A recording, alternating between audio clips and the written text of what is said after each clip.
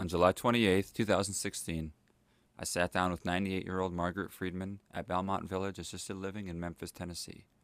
She talked about race relations in Memphis 90 years ago, what it's like to grow old, and the murder of her son.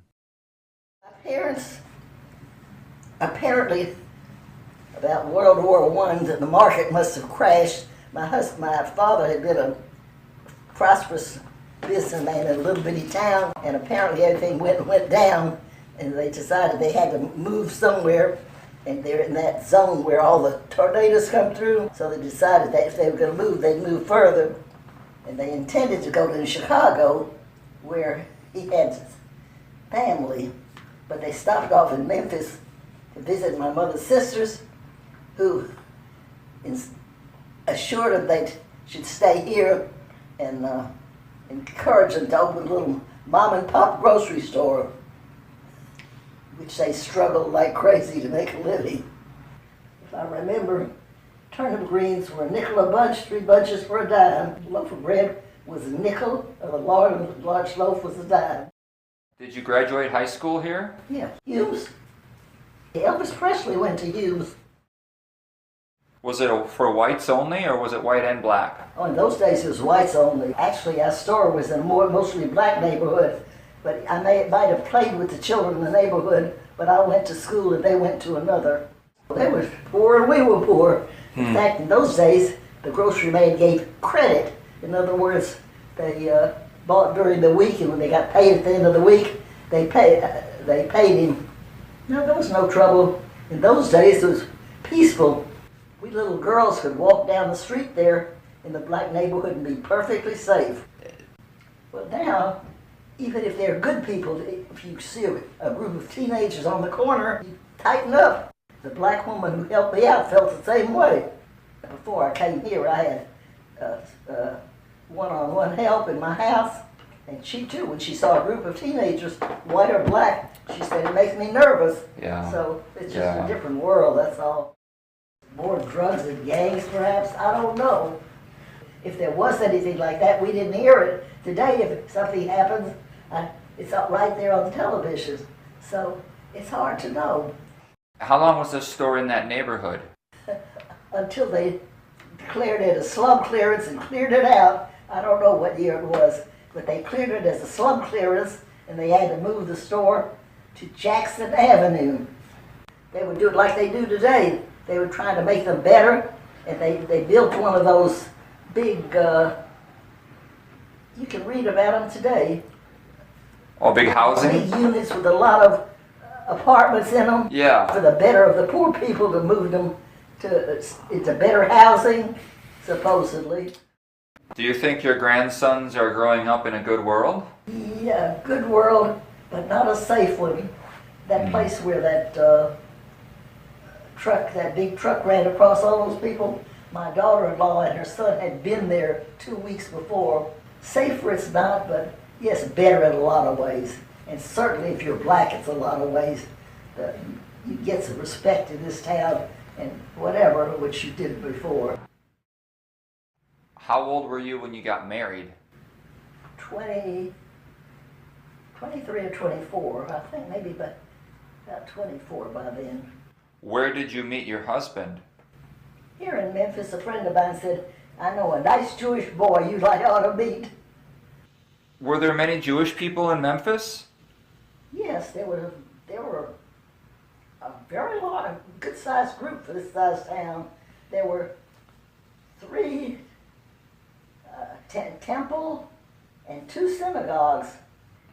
Nowadays, our children go away to school and don't come back, but in those days you knew every family, you even knew where they sat when you went there. Did you face any discrimination? If so, it was not overt. Although I do have to say, I was an adult, and I had a friend whose mother was very kind, and she even knitted some little booties for my child. What were they doing? Oh, we were singing some about people off to war, I guess, and some woman would be very emotional, and without thinking that, she said, those Jews. Yeah, she was saying that's the way Jews behave. Oh, because they were being emotional. Low class. Oh, all right. And she was my friend, and my friend's mother, and very kind toward me. I visited her home. It was just, it's there. You know, it was built in to some extent even then. Anybody who's different, we all doubt. She looked down on them. They were too emotional. Yeah. It is to this day. There's plenty of people who have good friends, and underneath you still, if you grew up with that feeling, it's going to be a little of it there. It just is. Did you hold that against her? It was no big deal. Okay. I'm not good on resentment.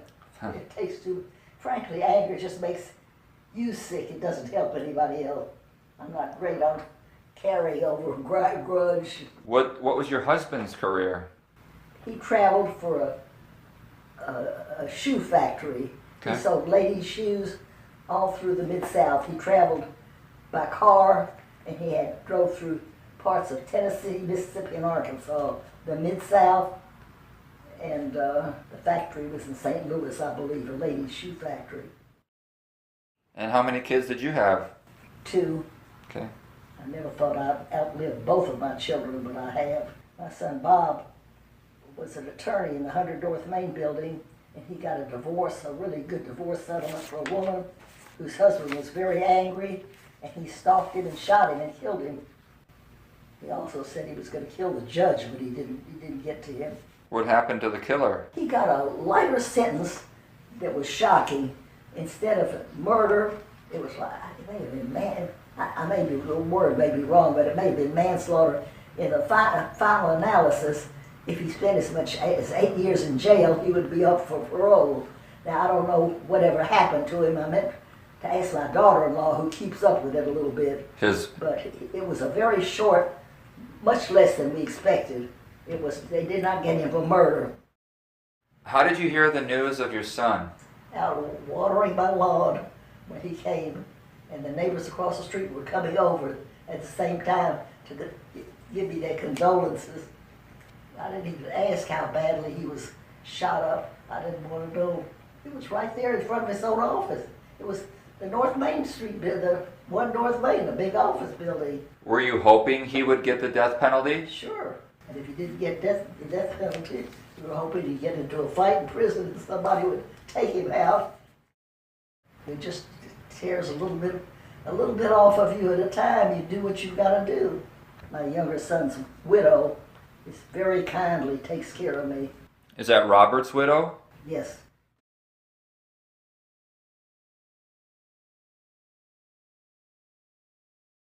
It's not great getting old. It's hard. There's nothing, there's no one left.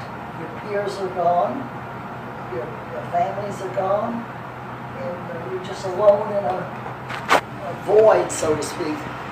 Are you lonely? I try not to be. I read a lot, which takes me out of myself. It's just... Do you get out there and meet other residents? It's physically exhausting for me to get dressed and go out.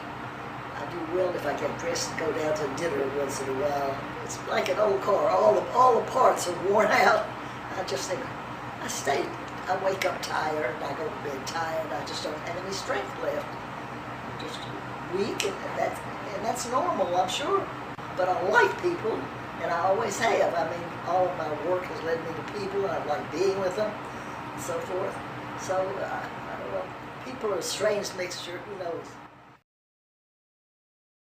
I thank you so much for reaching out. Thank you for coming up here. Yeah. When everybody else came to you, I'm sorry. It's my pleasure. Just came. This is what I came here to do. You going to send me a copy of your articles, please? Yes, I will. I'll send it here. Yeah. And then it'll come to you? To me, direct. Yeah.